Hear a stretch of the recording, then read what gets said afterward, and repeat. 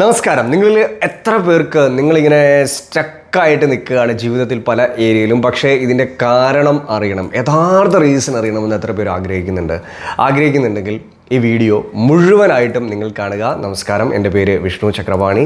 ഞാൻ life കോച്ചും ഹീലറുമാണ് and founder of സ്വസ്തി life transformation hub. നമ്മളിലൊക്കെ പല ടൈപ്പിലുള്ള മനുഷ്യരുണ്ട്.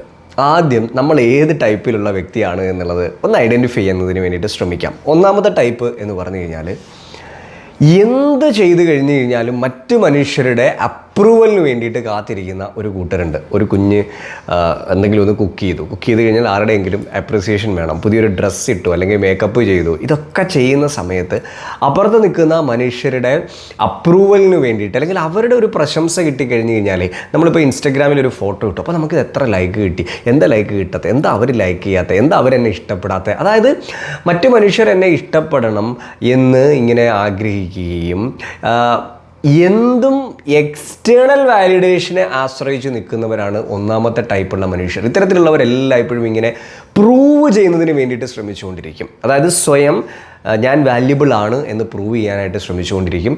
എൻ്റെ മൂല്യം, എൻ്റെ വേർത്ത്, എൻ്റെ വാല്യൂ എന്ന് പറയുന്നത് മറ്റു മനുഷ്യരെ ആശ്രയിച്ചാണ് ഇരിക്കുന്നത് എന്ന് വിചാരിച്ച് മുന്നോട്ട് പോകുന്നവരാണ് ഒരു കൂട്ടർ. ഇവർക്ക് അപ്രിസിയേഷൻ കിട്ടിയില്ലെങ്കിൽ, ഒരു പ്രശംസ കിട്ടിയില്ലെന്നുണ്ടെങ്കിൽ ഭയങ്കര പ്രശ്നമാണ്. എക്സ്റ്റേണൽ വാലിഡേഷൻ സീക്കേഴ്സ് എന്നാണ് ഈ ടൈപ്പിന് പറയുന്നത്. ഇനി രണ്ടാമത്തൊരു ടൈപ്പ് ഉണ്ട്. ഇവർക്ക് എക്സ്റ്റേണൽ വാലിഡേഷൻ അതിനേക്കാളും ഇവർ ഫോക്കസ് ചെയ്യുന്നൊരു കാര്യം എന്താണെന്ന് ചോദിച്ചു കഴിഞ്ഞാൽ, ഒരു കുഞ്ഞ് മിസ്റ്റേക്ക് ആയിരിക്കാം, ചിലപ്പോൾ ഒരു കുഞ്ഞ് തെറ്റുപറ്റി, കുഞ്ഞു കാര്യം അത് ചെയ്തില്ല എന്നുണ്ടെങ്കിൽ ഇവർ സ്വയം അവരെ അങ്ങ് ഭയങ്കരമായിട്ട് വിമർശിക്കും, സ്വയം ചീത്ത വിളിക്കും, സ്വയം ക്രിട്ടിസൈസ് ചെയ്യും. ഞാനെന്താ ഇങ്ങനെ ചെയ്തത്, ഞാനെന്ത് തെറ്റാണ് ചെയ്തത് എന്ന് പറഞ്ഞിട്ട് സ്വയം ജഡ്ജ് ചെയ്യുകയും സ്വയം ക്രിട്ടിസൈസ് ചെയ്യുകയും ചെയ്യുന്നതാണ് രണ്ടാമത്തെ കൂട്ടർ. ഇനി മൂന്നാമത്തെ കൂട്ടർ, ഇവരാണ് ഏറ്റവും ഡേഞ്ചറസ് ആയിട്ടുള്ള ആളുകൾ. എന്ന് വെച്ച് കഴിഞ്ഞാൽ ഇവർക്ക് എക്സ്റ്റേണൽ വാലിഡേഷൻ, മറ്റു മനുഷ്യരുടെ അംഗീകാരവും വേണം താനും, എന്നാൽ അത് കിട്ടിയില്ല എന്നുണ്ടെങ്കിൽ സ്വയം ഇങ്ങനെ വിമർശിക്കുകയും ചെയ്യും.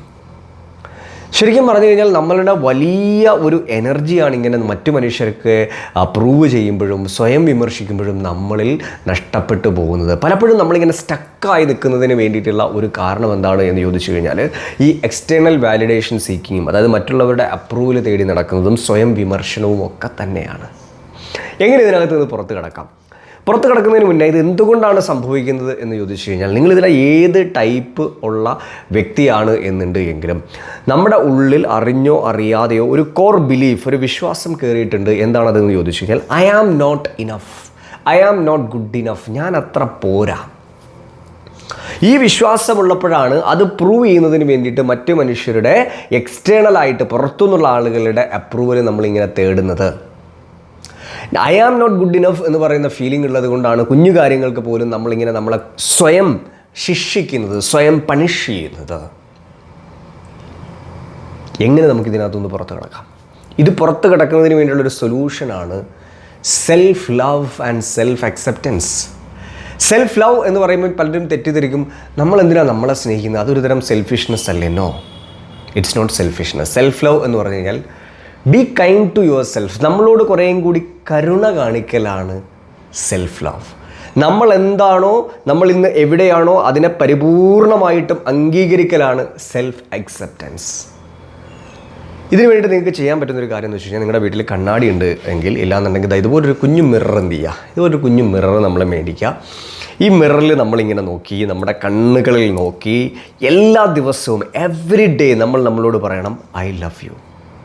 നമുക്ക് കണ്ണുകളിൽ നോക്കാനൊക്കെ ആദ്യം ഭയങ്കര പ്രയാസമായിരിക്കും, പക്ഷേ ആ കണ്ണിൽ നോക്കി നമ്മളോട് പറയുക I love you, I am learning to love you, ഞാൻ നിന്നെ സ്നേഹിക്കാൻ പഠിച്ചുകൊണ്ടിരിക്കുകയാണ്. മറ്റൊരു കാര്യം കൂടി പറയാം, I accept you the way you are, നീ എങ്ങനെയാണോ അതുപോലെ ഞാൻ നിന്നെ സ്നേഹിക്കുന്നു, അംഗീകരിക്കുന്നു. എനിക്ക് വേറെ ഒരു മനുഷ്യരുടെയും അപ്രൂവൽ വേണ്ട, ഒരു മനുഷ്യരുടെയും കയ്യടി വേണ്ട, ഞാൻ എന്താണ് എന്ന് എനിക്ക് ആരെയും പ്രൂവ് ചെയ്യണ്ട. Because I love and accept you the way you R. I love you just the way you are. നീ എങ്ങനെയാണോ അതുപോലെ ഞാൻ നിന്നെ സ്നേഹിക്കുകയാണ്, അംഗീകരിക്കുകയാണ്. അടുത്ത ഒരു 21 days നിങ്ങൾക്ക് കണ്ടിന്യൂസ്ലി നിങ്ങളുടെ മിററിൽ നോക്കി, ഇതുപോലെ കണ്ണുകളിൽ നോക്കി നമുക്ക് love you, accept U, approve ചെയ്യൂ, ഞാൻ നിന്നെ സ്നേഹിക്കുന്നു, ഞാൻ നിന്നെ അംഗീകരിക്കുന്നു എന്ന് പറയാൻ നിങ്ങൾക്ക് പറ്റുമോ? പ്രാക്ടീസ് ചെയ്യാൻ പറ്റുമോ? ശരിക്കും പറഞ്ഞാൽ വലിയ ഒരു ഹീലിങ്ങിൻ്റെ തുടക്കം അവിടെ തുടങ്ങുകയാണ്. നമ്മളുടെ എനർജി ലെവലിലുണ്ടാകുന്ന ഷിഫ്റ്റ് അത്രയും മനോഹരമായിരിക്കും. നിങ്ങളിതൊന്ന് പ്രാക്ടീസ് ചെയ്യുക, ചെയ്തു നോക്കുക. ഡീപ്പായിട്ടുള്ള ഹീലിങ്ങിനും ട്രാൻസ്ഫോർമേഷനും നിങ്ങൾ ആഗ്രഹിക്കുന്നുണ്ടെങ്കിൽ ഉറപ്പായിട്ടും സ്വസ്തി കമ്മ്യൂണിറ്റിയുടെ ഭാഗമാകാം. അതിന് വേണ്ടിയിട്ട് നമ്മളുടെ യൂട്യൂബ് ഡിസ്ക്രിപ്ഷനിൽ നമ്മുടെ ലിങ്ക് ഉണ്ട്, ജോയിൻ ചെയ്യാം. Thank you so much.